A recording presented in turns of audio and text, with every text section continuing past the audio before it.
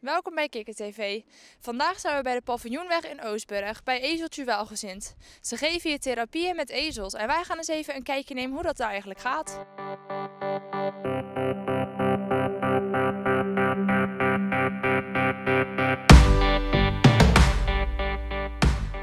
Kunt u misschien vertellen wat Ezeltje Welgezind precies is? Ja, Ezeltje Welgezind is een zorgboerderij voor mensen met een beperking of voor kinderen met een beperking. En we geven dagbesteding of het speciale is de ezeltherapie, ook asinotherapie heet dat.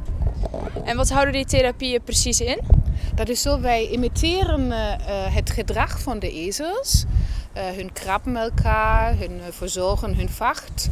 En we gaan op verschillende manieren liggen en knuffelen.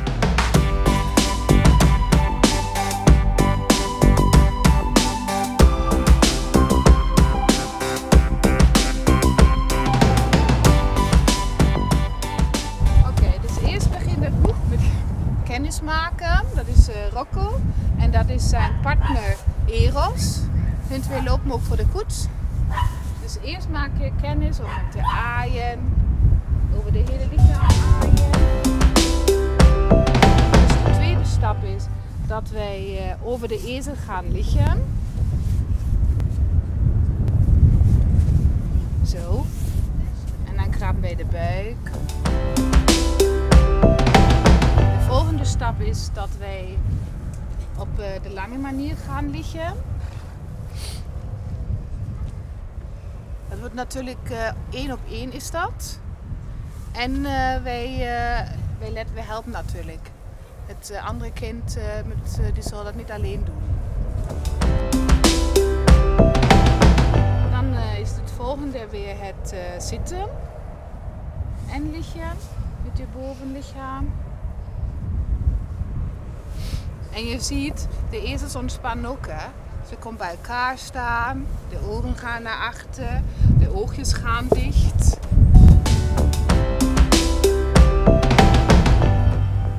Als je durft mag je ook naar achter liggen.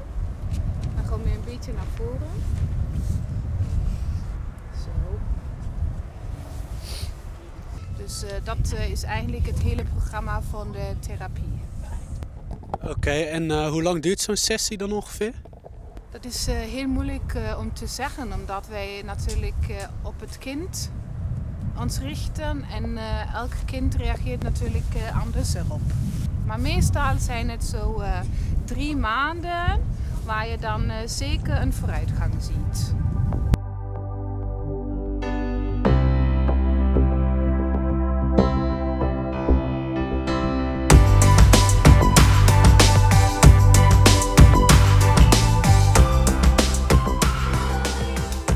Wat een lieve dieren! Ik hoop dat jullie net zoveel geleerd hebben als wij. Bedankt voor het kijken en tot de volgende keer.